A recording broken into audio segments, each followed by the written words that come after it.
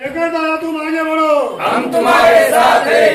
लोकशाही धडक मोर्चाचा मालेगाव तालुक्यातील वनपट टिंगरी येथे शेखरदादा पगार यांच्या प्रयत्नातून गावातील नागरिकांना मोफत रेशन कार्ड वाटप करण्यात आले।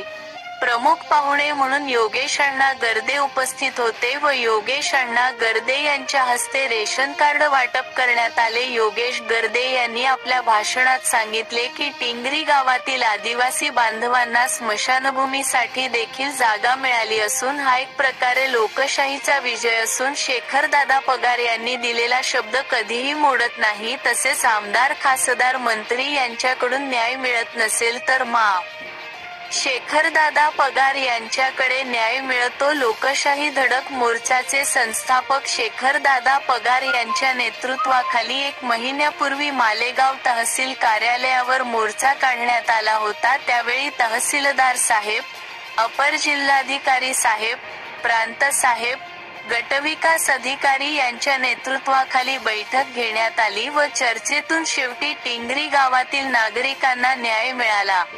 यावेळी उपस्थित शेखरदादा पगार, योगेश अण्णा गर्दे, बापू माळी, यावेळी टिंगरी गावातील ग्रामस्थ मोठ्या संख्येने उपस्थित होते।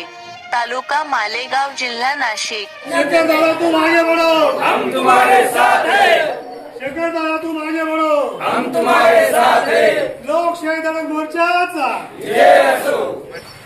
नमस्कार मित्रांनो, मी शेखरदादा पगार, संस्थापक अध्यक्ष लोकशाही धडक मोर्चा।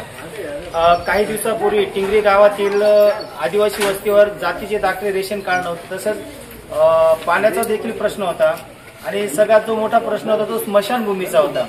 परंतु सगळ्यांच्या आशीर्वादाने, सगळ्यांच्या सहकार्यामुळे आज आपल्याला यश मिळालेलं आहे। आज जवळजवळ टिंगरी गावामध्ये जवळजवळ 63 रेशन कार्ड वाटप करण्यात आले।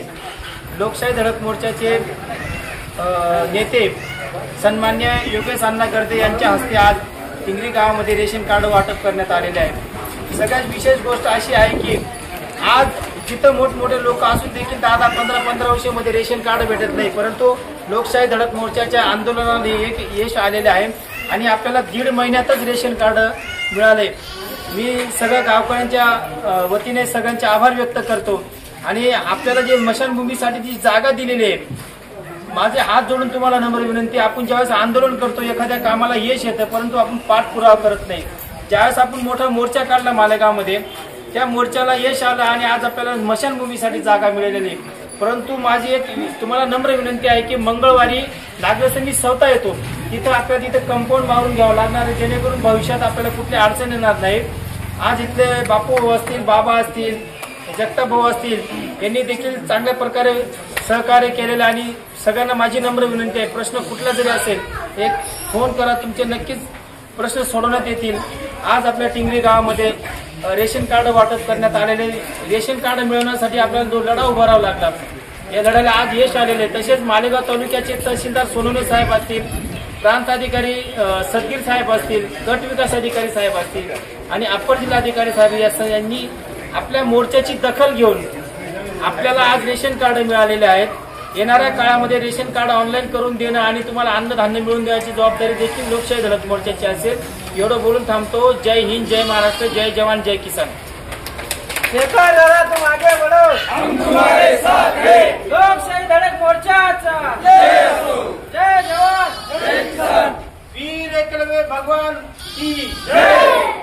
एकलव्य महाराजांचा, छत्रपती शिवाजी महाराज की, जय। डॉक्टर बाबासाहेब आंबेडकरांचा।